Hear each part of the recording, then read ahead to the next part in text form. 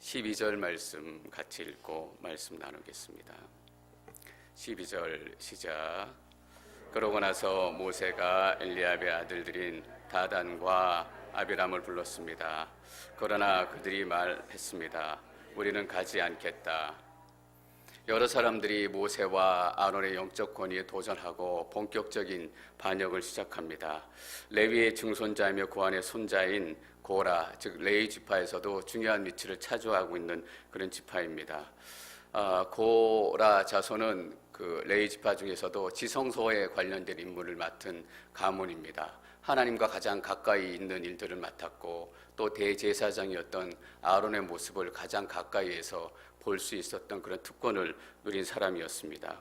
루벤 지파의 엘리압의 아들들인 다단과 아비람과 벨렛의 아들인 온이 사람을 모아가지고 반역을 일으켰는데 루벤 지파는 12지파 중에 장자 지파입니다. 그래서 이전처럼 처음 야곱에 태어났을 때 장자권을 강하게 가지고 있지 못하지만 여전히 많은 순간에 장자로서 대접을 받고 있습니다. 그래서 민수기 2장에서 이스라엘 백성들을 계수할 때 루벤 지파를 가장 먼저 계수합니다. 왜냐하면 장자이기 때문에. 반기를 들고 일어났는데 많은 사람이 동조해서 특별히 이스라엘 백성들 가운데 유명한 사람 250명이 그들과 합세할 정도로 이들의 규모는 컸습니다. 그들이 반기를 일으키면서 이렇게 모세에게 대적합니다. 16장 3절 말씀 저희가 같이 읽었으면 좋겠습니다. 16장 3절입니다. 시작. 그들은 모여 모세와 아론을 대항해서 말했습니다. 당신들은 너무 지나치다. 회중은 하나같이 거룩하고 여호와께서 그들과 함께 하신다. 그런데 왜 당신들이 여호와의 총회 위에 스스로를 높이느냐. 한마디 한마디가 다 맞는 얘기입니다. 이렇게 맞는 얘기를 기분 나쁘게 하는 사람들이 있습니다.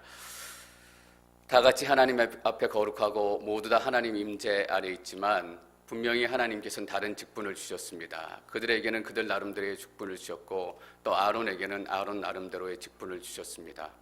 그러나 이것이 아론이 그들보다 더 고귀하거나 특별한 대접을 받아야 하거나 그런 의미는 아닙니다. 그런데 이들이 맞는 얘기를 하는 것 같지만 그런 뉘앙스로 가지고 얘기합니다. 저희 공동체 안에도 장로님이 계시고 권사님, 집사님, 또 사역팀의 팀장님, 총무님들이 계신데 그분들이 우리보다 특별하기 때문에 하나님께서 세우신 것이 아니라 하나님께서 각자에게 사역을 맡기시기 위해서 각자의 부르심에 따라 세우셨습니다. 그래서 우리는 교회에서 직분이 세워지고 또 교회에서 팀장님, 총무님이 세워지면 하나님께서 물론 사람들이 기도하고 세우긴 했지만 하나님께서 맡기신 사역이다라고 생각하고 그분들을 돕고 기도해야 합니다. 물론 때로는 그분들이 우리보다 못할 때도 있고 또 약할 때도 있고 연약해 보일 때도 있습니다. 그러나 공동체의 질서가 무너지면 하나님의 영적인 권위와 예배가 무너지기 시작합니다. 오늘 본문 말씀에서 우리가 나누고 싶은 얘기들이 바로 그런 얘기입니다. 모세가 그런 이야기를 듣고 다단과 아비람을 부릅니다. 그러나 그들이 대답합니다. 우리는 가지 않겠다. 모세가 일로 와서 얘기 좀 하자, 하나님의 말씀을 전하겠다라고 얘기하니까 강하게 거부하면서 우리는 당신이 불러도 가지 않겠습니다 라고 거절합니다. 이것은 모세가 에스킹하는 그 부름에 거부한 것이기도 하지만 궁극적으로는 하나님께서 부르신 가나안 땅으로의 부르심, 가나안 땅으로의 행로를 더 이상 따라가지 않겠다라는 의미입니다. 하나님께서 주셨던 꿈과 하나님께서 주셨던 소망이 멈추어지는 그 슬픈 순간입니다. 13절 말씀 계속 읽습니다. 13절 시작. 당신이 광야에서 죽이려고 우리를 적과 끓이 흐르는 땅에서 데리고 나온 것으로 충분하지 않느냐. 이제는 기어이 우리를 지배하려고까지 하느냐. 적과 꿀이 흐르는 땅에서 데리고 나왔다라고 표현합니다. 이 땅은 애굽 땅을 얘기합니다. 이 두 사람은 적과 꿀이 흐르는 땅에 대한 새로운 정의를 내립니다. 하나님께서 적과 꿀이 흐르는 땅을 말씀하실 때는 약속의 땅, 가나안 땅, 하나님의 나라가 세워져야 할 땅을 얘기했습니다. 그런데 그들은 하나님께서 내려주신 적과 꿀이 흐르는 땅에 대한 정의를 거부하고 스스로 적과 꿀이 흐르는 땅을 정의하기 시작합니다. 내가 살았던 땅, 내가 머물렀던 땅, 애굽 땅이 적과 꿀이 흐르는 땅이었다라고 선포하는 것입니다. 하나님의 모든 계획, 모든 말씀이 다 수포로 돌아가는 순간입니다. 하나님께서 왜 이 사건에 이렇게 진노하시고 많은 사람들을 죽음으로 심판하셨을까라는 질문을 오늘 말씀 묵상을 하면서 우리가 계속적으로 나누어야 할 부분입니다. 왜냐하면 공동체 자체를 흔들 위험성이 있었고 하나님이 주신 꿈과 소망이 다 원점으로 돌아가는 그런 위험스러운 상황에 있었기 때문입니다. 하나님께서는 절대로 그런 순간을 보내지 않으십니다. 하나님께서 가나안 땅을 젖과 꿀이 흐르는 땅이라고 말씀하셨을 때는 그곳에는 하나님의 약속이 있기 때문입니다. 풍요롭기로 얘기하자면, 젖과 꿀로 얘기하자면 이집트 땅이 훨씬 풍요롭고 훨씬 살기 좋은 땅입니다. 여러분, 가나안 땅에 기근이 들고 흉년이 들 때마다 사람들이 어디로 피신했는지 너무나 잘 기억하시죠. 곡식이 풍부했던 풍요로운 땅 이집트로 다 피신했습니다. 그런데 하나님께서는 이집트 땅을 젖과 꿀이 흐르는 땅이라고 부르지 않으시고 더 척박하고 더 살기 어려운 가나안 땅을 약속의 땅, 젖과 꿀이 흐르는 땅이라고 말씀하셨습니다. 왜냐하면 거기는 하나님의 약속이 시작이 되고 하나님의 나라가 시작이 되고 하나님의 꿈이 세워지는 땅이기 때문입니다. 저는 여러분들이 우리가 세워놓은 약속의 땅, 젖과 꿀이 흐르는 땅이 아니라 하나님께서 허락하시는 약속의 땅을 소망하시기를 꿈꾸길 축원합니다. 많이 쌓여가는 통장 잔고, 어떨 때는 그게 우리의 젖과 꿀이 될 때도 있습니다. 아니면 많은 사람들과 함께 즐겁게 얘기하는 것, 그것이 나쁜 것은 아니지만 그것이 우리 삶의 중심에 들어와서 그것 자체가 젖과 꿀이 될 때가 있다라는 겁니다. 여러분, 저는 오늘 말씀을 묵상하면서 모세가 얼마나 외로운 삶을 살았을까? 다른 사람은 40년 광야에 지내면서 힘들고 어려운 시간을 보냈겠지만 늘 모세는 혼자였습니다. 광야의 삶을, 어려움을 겪는 동시에 늘 혼자서 외로운 시간을 보내야 했다라는 거예요.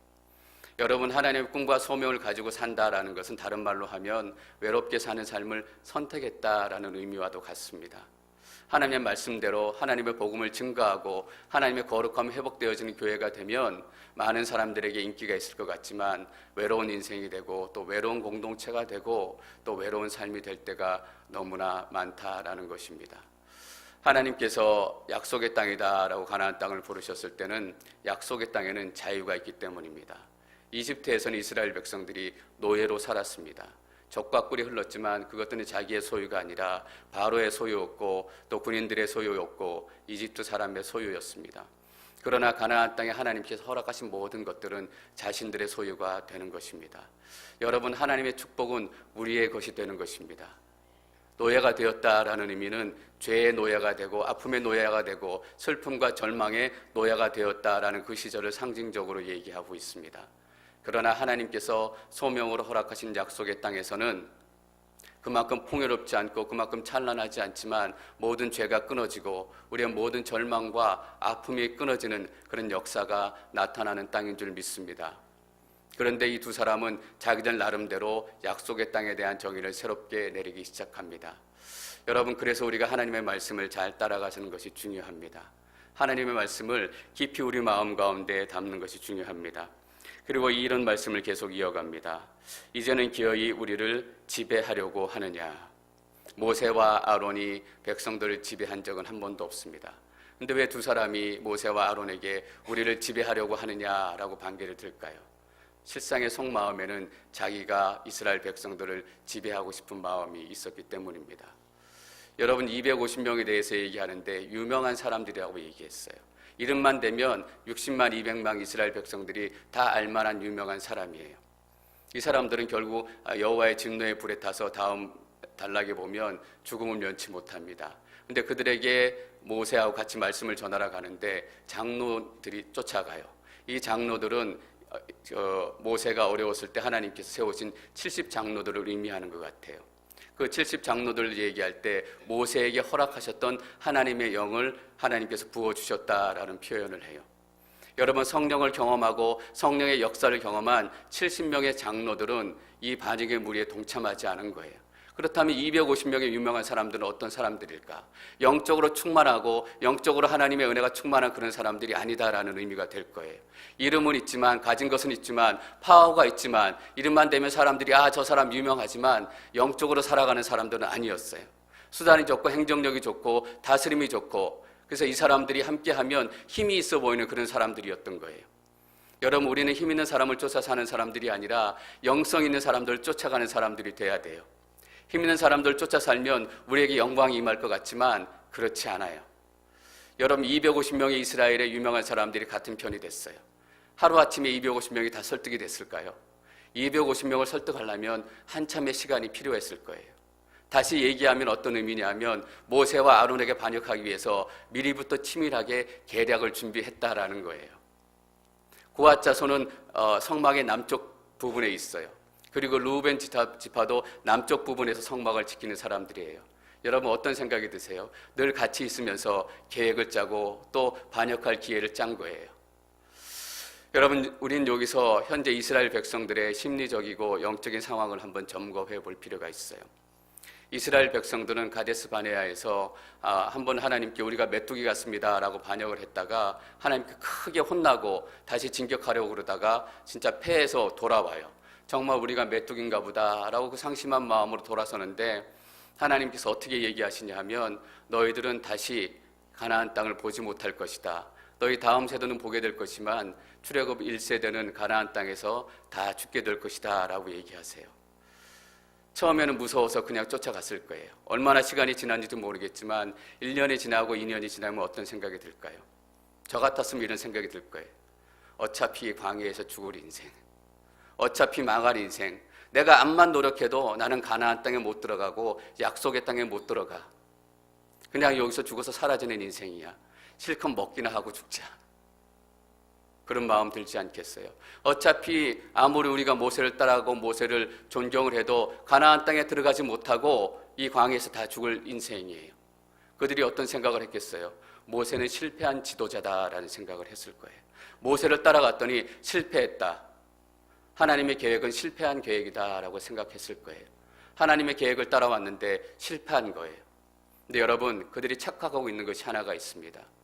하나님의 계획이 실패하고 모세가 실패한 것이 아니라 그들의 실패는 그들의 불순종 때문이었다라는 거예요. 우리는 우리의 불순종을 실패라고 착각할 때가 있어요. 실패했다. 하나님도 끝났다. 하나님도 어떻게 할 수 없다. 근데 그 안을 들여다보면 우리의 불순종이 가장 큰 요인으로 남아있는 거예요. 여러분, 하나님은 절대로 실패하지 않는 분이십니다. 하나님은 절대 포기하지 않는 분이십니다. 무엇인가 멈춰져 있다면 그것은 하나님의 문제가 아니라 우리 삶에 불순종의 영이 들어왔기 때문이다. 우리가 검토하고 기도하고 하나님 앞에 나아갈 필요가 있어요. 어차피 죽은 일생 그냥 내가 하고 싶은 대로 살아가자. 저 250명 보니까 저 사람들이 통치하고 다스리면 모세보다는 잘할 것 같다. 돌아가다 이집트로 돌아가다 죽느니, 광야에서 죽느니 차라리 돌아가다 죽는 게 낫지 않겠나. 이스라엘 백성들이 심정적으로 실제적으로 250명과 반역 세력에 동조할 수밖에 없었을 거예요. 한번 따라가 보기나 하자. 어떻게 해도 망하는 인생. 여러분, 이게 숙명이에요. 어떻게 해도 변하지 않는 인생, 어떻게 해도 망하는 인생. 여러분, 숙명론의 가장 큰 위험이 뭔지 아세요? 숙명론에 빠진 사람들은 기도하지 않는다라는 거예요. 어차피 나는 망한 인생, 어차피 구원받을 인생, 그렇게 생각하면 기도하지 않아요. 어차피 하나님께서 택하신 사람들만 구원하는데 내가 뭐 전도할 필요가 있어, 내가 뭐 눈물을 흘리면서 찾아갈 필요가 있어. 기도하지 않아요. 숙명론에 빠진 사람들은 하나님을 찾지 않고 기도하지 않아요. 그러나 하나님의 예정을 믿고 하나님의 선택을 믿는 사람들은 하나님, 내가 할 수 없지만 하나님께서 선택하셨기 때문에, 하나님께서 부르셨기 때문에 나는 할 수 없어도 하나님께서는 하실 수 있습니다. 왜냐하면 하나님께서 예정하셨기 때문입니다. 어차피 구원받을 인생 그게 아니에요. 하나님께서 구원으로 선택해 주셨으니 감사함으로 하나님께 영광을 돌리는 거예요. 그게 숙명과 운명의 차이예요. 맞아요. 어떤 부분에서는 하나님께 정해주신 대로 우리의 인생이 따라가요. 아무리 노력해도 하나님께 정해주신 그 길에서 벗어날 수 없어요. 그러나 그것이 우리의 숙명이 될 수 없는 이유는 우리가 그 시간에도 하나님을 찾고 하나님을 노래하고 기도하기 때문이에요. 우리가 한 5년, 10년 기도하면 이 숙명론에 너무나 쉽게 빠져요. 하나님, 이제는 안 되나 봐요. 하나님, 이제는 포기할까 봐요. 그러나 그렇지 않아요. 우리는 포기하고 싶지만 하나님께 선택하고 예정하셨기 때문에 절대 하나님의 계획은 실패하지 않아요. 이스라엘 백성들은 숙명론에 빠지다 보니까 꿈을 잃었어요. 꿈을 잃으면 기도하지 않아요. 여러분, 기도하지 않는 사람들은 어떻게 되는지 아세요? 다음 세대를 향한 소망이 다 사라져요. 이스라엘 백성이 그래 어떻게 해서든 이집트는 한번 돌아가 보자 라고 결정했을 때는 다음 세대에 대한 생각이 하나도 없는 거예요. 나는 광야에서 어쩔 수 없이 죽어갈지라도 이 다음 세대만큼은, 우리의 아들, 우리의 손자만큼은 하나님께서 약속하신 그 하나님의 영광이 임하는 땅에서 하나님의 복을 누려야 되겠다 라고 기도하게 되는 거예요. 그러나 하나님의 꿈이 사라지게 되면 다음 세대를 잇게 돼요. 제가 이 앵커리지의 부흥과 다음 세대를 위해서 계속 기도하잖아요. 기도하면서 지칠 때가 있어요. 하나님 왜 이렇게 더딥니까? 왜 이렇게 오래 걸립니까? 근데 기도하면서 제가 느끼는 것은 기도하고 있기 때문에 하나님의 소망이 포기가 안 되는 거예요. 기도하는 순간마다 그래 하나님의 꿈이 있다. 이 땅의 젊은이, 이 땅의 다음 세대에 하나님의 꿈이 있다라는 그 꿈을 포기하지 않게 되는 거예요. 그런데 숙명론에 빠지는 순간 앵커리지는 어쩔 수 없는 동맹가 보다. 기도하지 않게 돼요. 기도하지 않으면 꿈이 다시금 살아나지 않아요. 여러분, 그래서 우리는 던이지만 꿈을 포기하지 말아야 되고 기도를 포기하지 말아야 돼요. 기도하면 내 마음에, 여러분 마음에 이건 하나님의 꿈이다. 하나님의 소망이다. 그래서 이스라엘 백성들이 어떻게 했었어야 돼요? 하나님, 우리가 정말 광야에서 죽어야 합니까? 하나님, 진노 중에라도 그 긍휼을 잊지 마시고 우리를 다시 한번 살려주시고 다시 한번 불쌍히 여겨주시고 다시 한번 회복시켜 주십시오. 이스라엘 백성들이 이렇게 기도해야 되는 거 아니었어요? 근데 성경의 어느 기록에 봐도 이스라엘 백성들이 슬프게도 그렇게 기도했다라는 기록은 하나도 없어요. 계속 민수기를 읽어가면서 징글징글하다 이 생각이 들어요. 매장마다 어떻게 이스라엘 백성들은 이렇게 거역하고 이렇게 불순종하고 이렇게 반역할 수 있나? 단 한 번이라도 하나님 앞에 죄를 회개하고 하나님, 우리가 이 광야에서 불순종으로 죽게 되었지만 우리를 불쌍히 여기셔서 우리 아들뿐만 아니라 다음 세대뿐만 아니라 우리도 그 땅에 들어가기를 원합니다.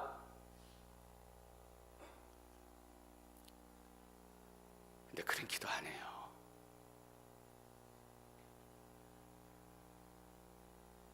운명처럼 그들의 시간들을 받아들인 거예요. 이집트로 돌아가려고 하니까 제일 큰 장애물이 누구예요? 모세와 아론이에요. 절대 하나님의 꿈을 포기하지 않는 사람, 절대 하나님의 말씀을 포기하지 않는 사람. 몇백만 명의 이스라엘 백성들이 여기서 진멸당하지 않고 살아있을 수 있는 이유가 뭐였는지 아세요? 이 순간에도 모세가 땅에 얼굴을 대고 엎드렸기 때문이에요. 저는 이 기도의 능력을 다시 한번 깨닫게 됐어요. 한 사람이 엎드리고 한 사람이 기도하면 200만 명이 살아나는 거예요. 하나님께서 이스라엘 백성들을 살려주신 이유 단 한 가지예요. 모세가 엎드리고 하나님께 기도했기 때문이에요. 60만 명이 200만 명이 기도하지 않았던 그 기도, 단 한 사람이 드렸던 기도예요. 하나님, 이스라엘 백성들을 불쌍히 여겨주십시오. 불쌍히 여겨주셔서 살려주십시오. 그 기도가 하나님 마음에 합한 기도였어요. 왜냐하면 하나님은 이스라엘 백성들을 살려주기를 원하셨던 분이시잖아요. 하나님은 우리를 살려주기를 원하시는 분이시잖아요. 하나님, 나 좀 살려주세요. 우리 공동체 좀 살려주세요. 우리 아들 좀 살려주세요. 남편도 살려주시고. 하나님 마음에 합한 기도인 거 아세요? 하나님께서는 우리를 살리시기를 원하고 우리의 자녀를 살리시기를 원하고 우리의 병든 몸을 고치시기를 원하는 거예요. 근데 이 사람들 그래요. 왜 우리를 지배하려고 하느냐? 그 마음에는 이 순간만 넘기고 내가 지배하고 싶은 마음이 있는 거예요. 자기 마음에 있는 걸로 다른 사람들을 욕해요. 사기꾼은 다 자기 속이는 것 같잖아요. 14절 말씀 계속 읽겠습니다. 14절 시작.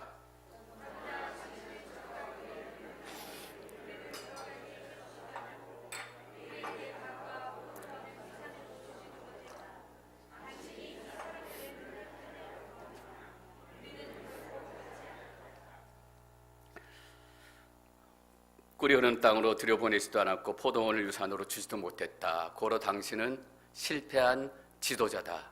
우리에게는 새로운 지도자가 필요하다라는 의미예요. 당신이 이 사람들의 눈을 파내려고 하느냐? 파내려고 하느냐?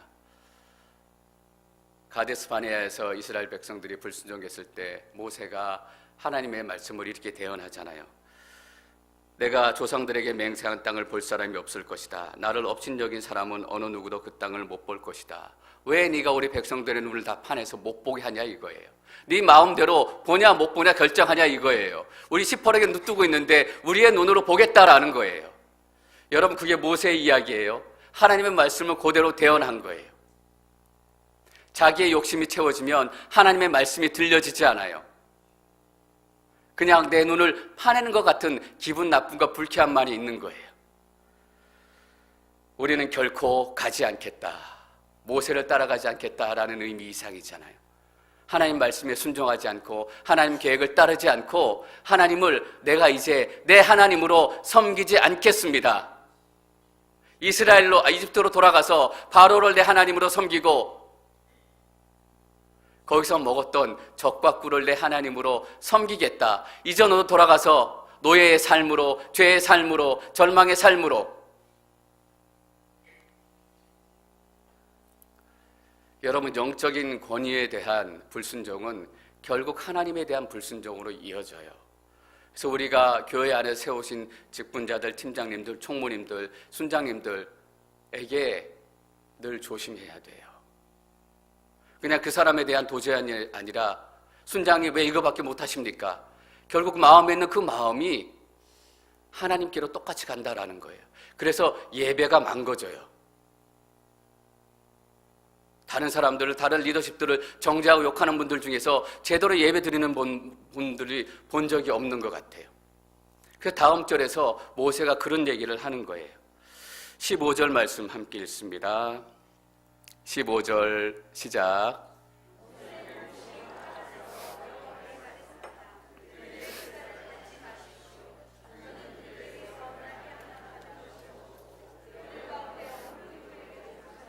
것이 없습니다. 모세가 몹시 화가 나서 very angry, 몹시 화가 났다. 모세가, 이 표현은 아마 여기가 유일한 표현인 것 같아요. 모세가 왜 이렇게 격앙하며 진노하고 화를 냈을까? 다음이 그들의 제사를 받지 마십시오. 뜬금없이 제사 얘기를 해요. 뜬금없이 예배 얘기를 해요. 모세는 알았어요.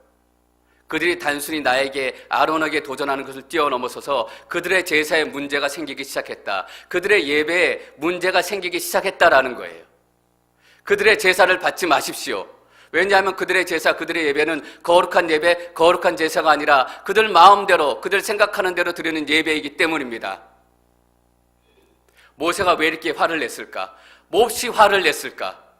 하나님을 하나님으로 섬기지 않고 거룩한 하나님을 자기들 수준에 낮추어서 자기들 마음대로 하려고 했기 때문이에요. 모세에게는 거룩한 분노가 시작이 된 거예요. 하나님을 이렇게 멸시하고 하나님을 이렇게 경홀히 여겨? 하나님 앞에 자기들 마음대로 예배를 드려? 나중에 향로들을 가지고 오라고 얘기하잖아요. 왜 향로들을 굳이 가져오려고 했을까? 이 향로는 그 분향단, 지성소 바로 앞에 있는 거예요. 지성소 바로 앞에 가장 거룩한 곳에 있기 때문에 아론밖에 거기에 향을 넣고 거기에 향을 피우지 못해요. 하나님께서 아론만 하라고 말씀하셨어요. 왜냐하면 가장 거룩한 곳이고 가장 거룩한 하나님의 임재를 경험하는 곳이기 때문이에요. 근데 고라 자손들이 지성소를 관리하고 거기 사역하다 보니까 아론이 하는 걸 봤어요. 들었어요. 보니까 나도 할만해요. 별로 특별한 게 없어요. 그냥 수술 떠다가 담아가지고 갖다가 놓고 피우면 돼요. 나도 향 드릴 수 있다. 나도 아론처럼 그 사역할 수 있다. 여러분, 아론이 더 고귀하기 때문이 아니잖아요. 하나님께 사역을 위해서 아론을 구별하신 거예요. 특별히 아론 대제사장은 앞으로 예수 그리스도의 오심을 예표하는 거잖아요. 대제사장으로서 예수 그리스도가 어떤 사역을 감당하실지, 모든 백성들의 죄를 대신 대속하시는 분이시잖아요. 근데 고라 자손들이 지성소를 섬기다 보니까 목에 힘이 들어간 거예요. 여러분, 사역 좀 하면 목에 힘이 들어가요. 목사들도 조금 유명해지면 목에 힘이 들어가기 시작해요. 나도 더 큰 사역 할 수 있을 것 같고, 나도 더 많은 사람들 모을 수 있을 것 같고, 왜 저 목사님만, 저 팀장님만, 저 장로님만 저런 사역해? 하나님, 나도 할 수 있어요. 나도 향로를 갖다가 드릴 수 있다고요.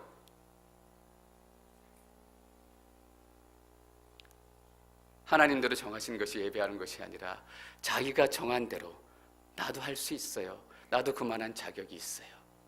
여러분 아세요? 벌써 이 마음이 들어오는 순간부터 예배가 하나님 중심에서 내 중심으로 바뀌어지기 시작하는 거예요.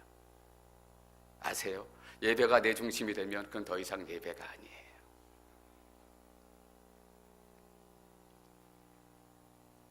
모세가 얼마나 두려웠겠어요.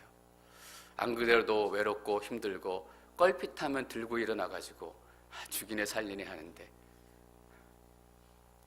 이제는 예배조차도 하나님조차도 자기 마음대로 하고 싶다, 실제로 하는 거잖아요. 17절, 18절 말씀 읽습니다. 17절과 18절 시작. 각 사람은 자기 향로를 가져다가 그 안에 향을 넣어라. 그러면 향로가 다 합쳐 250개가 될 것이고 그들은 여호와 앞에 드려라. 너와 아론도 각각 자신의 향로를 드려라. 그리하여 각 사람이 자기 향로를 가져다가 그 안에 불과 향을 넣고 모세와 아론과 함께 회막 입구에 섰습니다. 17절과 18절은 사실 좀 놀라운 장이에요. 왜냐하면 250명이 향로를 들고 나타났어요. 겁도 없이. 회중에 유명한 사람들이었으면 향로를 함부로 다뤄서는 안 된다, 아무나 함부로 향을 들여서는 안 된다, 다 알고 있는 사람이에요. 근데 그렇게 하라니까 다음날 아침에 250명이 향로를 들고 다 나타난 거예요. 여러분, 얼마나 놀라운 일이에요. 아론의 아들 나답과 아비후 사건 아세요? 아론의 아들이었음에도 향로에 자기들이 마음대로 불을 담았다가, 원래 어떤 불을 담아야 하면 번제단에 있던 숯을 옮겨가지고 향로에 담아야 돼요. 근데 마음대로 그냥 주위에 있는 라이터를 켜가지고 불을 붙인 거예요. 함부로 불을 달았다, 향로를 달았다고 해서 하나님께 두 사람을 불태워 죽이세요. 아론의 아들이었는데도. 250명은 분명하게 그 사건을 기억하고 있어요. 근데 겁도 없이 향로를 들고 향을 담고 나타난 거예요. 왜 그랬을까? 250명이었기 때문이에요. 250명이 함께하면 이것이 진짜처럼 보이고 이것이 진리처럼 보여요. 여러분, 횡단보도에 건너지 마십시오 빨간 불이 서 있는데 사람들이 막 건너면 그냥 건너는 거 아세요? 이유는 간단해요. 딴 사람도 건너잖아. 건너기 때문이에요. 불법 주차 구역인데 차들이 막 돼 있어요. 돼요. 딴 사람들이 됐기 때문에. 250명이 다 들고 왔어요. 이긴 것 같아요. 그리고 온 백성이 이 사람들 편이잖아요. 민심은 천심, 민심이 이 사람들 편이에요. 여러분, 민심이 하나님 뜻 아닐 때 많은 거 아세요? 이스라엘의 역사에서 폐역한 이스라엘 백성들이 다 한 마음으로 바알을 예배하고자 했을 때 민심은 바알을 예배하는 것이었지만 그것은 하나님의 뜻 아니었어요. 오직 하나님의 뜻만 하나님의 뜻이 될 수 있습니다. 많은 사람이 찬성한다고 해서, 많은 사람이 동조한다고 해서 250명이 함께 모여서, 유명한 사람 250명이 다 모였으니까 이스라엘의 권력은 다 모인 거예요. 이스라엘 백성 힘 있는 사람은 다 모인 거예요. 누가 우리를 어떻게 하겠어? 보니까 아론 단 하나 달랑달랑 들고 온 거예요, 향을. 제비가 안 되죠. 겁이 없어진 거예요. 욕심이 눈을 가리면 눈이 멀어요, 여러분. 250명의 향로는 받지 않으셨어요. 왜냐하면 그들의 예배는 욕심의 예배였기 때문이에요. 탐욕의 예배였기 때문이에요. 단 한 사람, 하나님 앞에 겸손히, 하나님, 제가 여기서 죽으면 죽겠습니다. 단 두 사람이잖아요. 200만 명이 다 반대편에 서 있는데 두 사람이 딱 일어나서 아니다라고 얘기하는 거, 이것이 하나님의 뜻이 아닙니다. 목숨 건 거죠. 250대 1이 아니라 200만 대 1인 거예요, 여러분. 근데 아론이 향로를 들고 왔어요.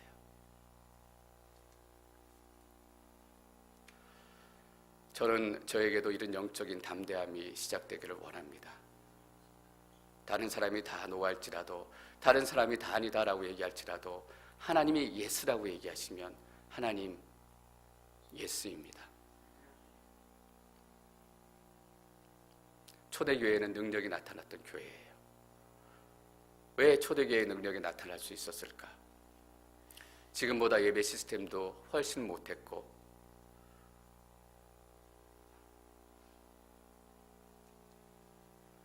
근데 그들은 거룩함을 잊지 않았어요. 초대교회의 능력은 거룩함이에요. 예배예요. 그들은 자신의 야심을 예배하지 않고 욕심을 예배하지 않고 오직 하나님을 예배했고 하나님의 거룩함만을 추구했던 사람이에요. 여러분, 우리는 그 어떤 것보다 하나님의 임재를 구해야 합니다. 다른 모든 것이 있어도 하나님의 임재, 하나님의 영광이 경험되어지지 않으면 꽝이에요, 꽝. 그냥 250개 석탄이 담겨진 향로에 지나지 않아요. 결국 하나님께서 다 태워버리세요.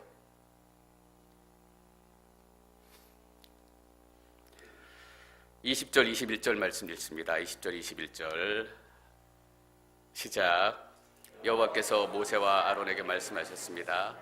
너희 둘은 이 회중에게서 떨어지라. 내가 그들을 단번에 없애버릴 것이다. 단 한마디 하세요. 회중에서 떨어져라. 떨어져라, 구별되어라, 분리되어라. 뭐예요? 주일날 말씀 나눴던 거룩이에요. 너희는 거룩해라 이 말이에요. 죄에서 떠나고, 전통에서 떠나고, 관습에서 떠나고, 사람들 목소리에서 떠나고 너희는 거룩해라 라는 거예요. 교회가 왜 이렇게 비난을 받고 왜 이렇게 힘을 잃게 되었는가? 거룩을 상실했기 때문에 능력을 잃은 것입니다. 모세, 아론 너무나 약하고 보잘것없지만 그들은 너무나 당당하고 가장 큰 능력을 가지고 있었어요. 왜냐하면 떨어져 있었기 때문에, 거룩한 삶을 포기하지 않았기 때문에. 여러분, 거룩한 사람이 어떻게 행동하는지 한번 보십시오. 22절 말씀 읽습니다. 22절 시작. 그러나 모세와 아론이 얼굴을 땅에 대고 엎드려 말했습니다. 하나님이여, 모든 육체의 영들의 하나님이여, 오직 한 사람만 죄를 지었는데 온 회중에게 진노를 하십니까? 아까 드렸던 그 말씀 그대로예요. 살려주십시오. 불쌍히 여겨주십시오. 그리고 얼굴을 땅에 대고 엎드렸대요. 거룩한 사람은 어떻게 사는 사람인가? 얼굴을 땅에 엎드리는 사람이다. 어떠한 상황에서라도 얼굴을 땅에 엎드리고 하나님 앞에 먼저 기도하는 사람이다.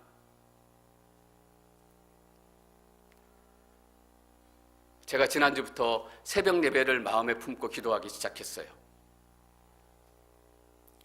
새벽 예배부터 살아나야 된다. 새벽 예배가 우리 엔커리지 온누리 교회의 영적인 지진의 진앙지가 돼야 한다. 거룩한 사람은 기도하는 사람이기 때문이에요. 어디서 기도가 시작이 되겠어요? 새벽 첫 아침에 새벽을 깨우며 나오신 그 믿음의 고백, 믿음의 선포로부터 기도가 시작이 되는 거예요. 그래서 제가 의도적으로 새벽 예배 때 더 뜨겁게 기도하려고 노력해요.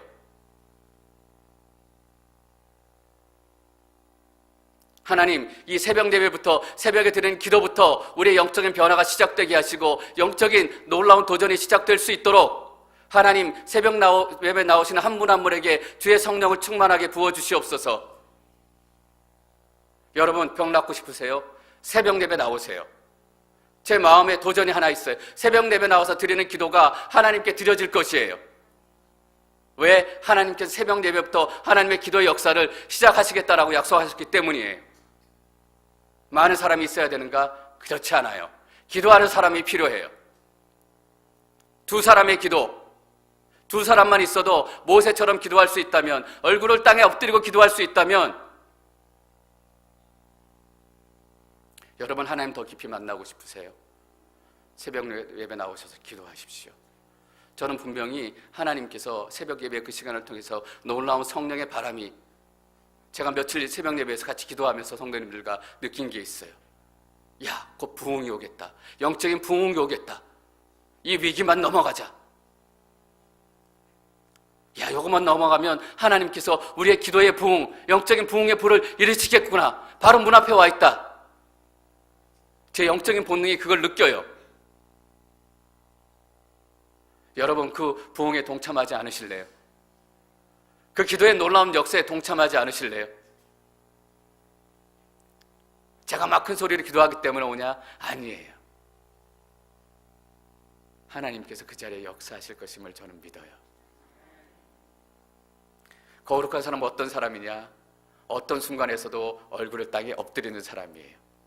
그리고 모세가 한 가지를 더 해요. 16장 26절 말씀 읽습니다. 26절 시작. 그가 회중에게 경고했습니다. 이 악한 사람들의 장막에서 물러나라. 그들에게 속한 것은 어떤 것이든 만지지 말라. 그렇지 않으면 그들의 모든 죄로 인해 너희가 멸망당할 것이다. 어떻게 해요? 기도했을 뿐만 아니라 회중에 가서 경고했어요. 하나님의 복음이 무엇인지, 하나님의 계획이 무엇인지, 하나님의 마음이 무엇인지 그들의 삶으로 들어간 거잖아요. 지난주 우리 한 목사님의 영상을 봤죠. 주일. 그분도 사람들의 삶 속으로 들어가셨어요. 하나님의 거룩을 이루기 위해서. 여러분, 하나님의 거룩을 위해서 하나님께서 무엇을 하셨어요? 가장 거룩하신 예수 그리스도를 가장 더러운 우리에게 보내셨어요. 그들에게 가신 거예요. 이 그들이 그들이에요. 이 그들이 우리예요. 가장 더러운 우리에게 가장 거룩한 예수 그리스도가 오신 거예요. 여러분, 바리새인의 뜻이 그거라고 말씀드렸잖아요. 분리된다, 나누어진다. 근데 바리새인들은 거룩하지 않아요. 분리되었지만. 왜냐하면 그들은 이런 기도를 해요. 누가복음 18장 11절 말씀 제가 읽어드리겠습니다. 바리새파 사람들은 서서 자신에 대해 이렇게 기도했다. 하나님, 저는 다른 사람들, 곧 남의 것을 빼앗는 사람이나 불의한 사람이나 간음한 사람과 같지 않고 이 세리와 같지 않음을 감사합니다. 저는 일주일에 2번 금식하고 얻은 모든 것에 11조를 냅니다. 그래서 나는 세리들과 같이 밥 먹지 않습니다. 그들은 그냥 분리됐을 뿐이에요. 자꾸 우리는 세상 속으로 들어가야 돼요. 주일날 계시록 설교하면서 더 시간이 많이 나오지 못하지만 계시록이 얼마나 정치적인 메시지인지 여러분들 그 의미를 아시면 깜짝 놀라실 거예요. 우리 주 하나님, 이렇게 사도 요한이 하나님을 불러요. 근데 사람들이 로마 황제를 그렇게 부른 거예요. 우리 주 하나님. 그 당시에 가장 강력한 정치 지도자에게 도전장을 내는 거예요. 거룩은 무엇이냐? 그냥 여기 머물러 있는 것이 아니라 나아가는 거예요. 에스겔의 성전에 샘물이 시작이 됐는데 성전에만 머물러 있지 않아요. 지나서 온 땅을 다 덮어요. 저는 우리 공동체에 이런 놀라운 하나님의 거룩의 능력이 임하게 될 것임을 믿습니다. 여러분, 움직이십시다. 여기 머물러 있지 말고 하나님의 거룩을 소유한 자로 우리가 세상으로 나아가서 경고하고 그들의 삶과 섞여서 예수님이 그러셨던 것처럼 이겨내시고 살아내십시다. 교회가 거룩해지고 교회가 힘을 내지 않으면 이 땅엔 소망이 없어요. 여러분이 모세이고 여러분이 아론이 되시기를 축원합니다.